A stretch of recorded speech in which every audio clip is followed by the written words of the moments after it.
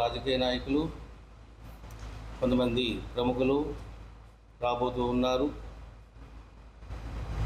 1008 శ్రీచక్ర దాతలతో ఏకకాలములో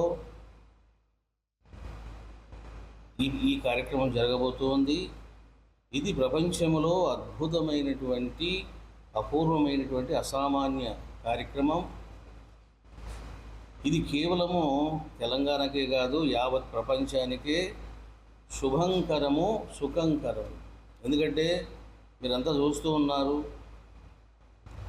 Russia, Ukraine, Europe కంట్రీస్లోనూ మిగతా విదేశాల్లో ఎలాంటి యుద్ధ వాతావరణం ఉందో, మళ్ళీ ప్రకృతి వైపరీత్యాలు ఎలా వస్తున్నాయో మీరు చూస్తూ ఉన్నారు.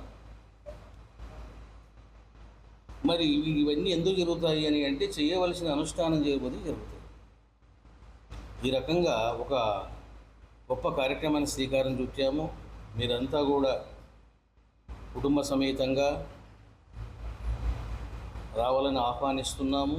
చక్కగా మీరు కూడా దర్శనం చేసుకోండి, పూజలో పార్టిసిపేట్ చేసుకోండి, శ్రీచక్రాన్ని కానుకగా పొందండి, అనేక సత్ఫలాలను పొందండి.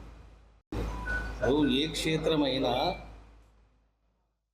సదాచారాలతో పవిత్రతతో చేయాలి. సో కొంత అపచారం జరిగింది అని కొంతమంది అంటున్నారు. కాదు మా తప్పు కాదని వాళ్ళు అంటున్నారు. ఏదైనా పవిత్రం అనేది మనం పాటించాలి. అంతవరకు మనం స్పందించవచ్చు బాబు. ఎందుకంటే వాళ్ళు తప్పు చేశారు అని ఒక పార్టీ అంటుంది, లేదు మేమేం చేయలేదు అని వాళ్ళు అంటారు. అది ముందు తేలిన తర్వాత మనం మాట్లాడితే బాగుంది. రాజకీయ నాయకులు కొంతమంది ప్రముఖులు రాబోతూ ఉన్నారు. 1008 శ్రీచక్ర దాతలతో ఏకకాలములో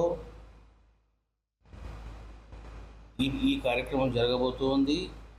ఇది ప్రపంచంలో అద్భుతమైనటువంటి అపూర్వమైనటువంటి అసామాన్య కార్యక్రమం. ఇది కేవలము తెలంగాణకే కాదు, యావత్ ప్రపంచానికే శుభంకరము, సుఖంకరము. ఎందుకంటే మీరంతా చూస్తూ ఉన్నారు, రష్యా, ఉక్రెయిన్, యూరోప్ కంట్రీస్లోనూ మిగతా విదేశాల్లో ఎలాంటి యుద్ధ వాతావరణం ఉందో, మళ్ళీ ప్రకృతి వైపరీత్యాలు ఎలా వస్తున్నాయో మీరు చూస్తూ ఉన్నారు. మరి ఇవన్నీ ఎందుకు జరుగుతాయి అని అంటే చేయవలసిన అనుష్ఠానం చేయబోతే జరుగుతాయి. ఈ రకంగా ఒక గొప్ప కార్యక్రమాన్ని శ్రీకారం చుట్టాము. మీరంతా కూడా కుటుంబ సమేతంగా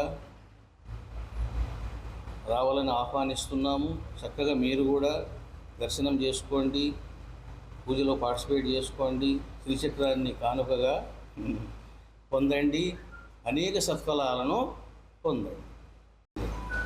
ఏ క్షేత్రమైనా సదాచారాలతో పవిత్రతతో చేయాలి. సో కొంత అపచారం జరిగింది అని కొంతమంది అంటున్నారు.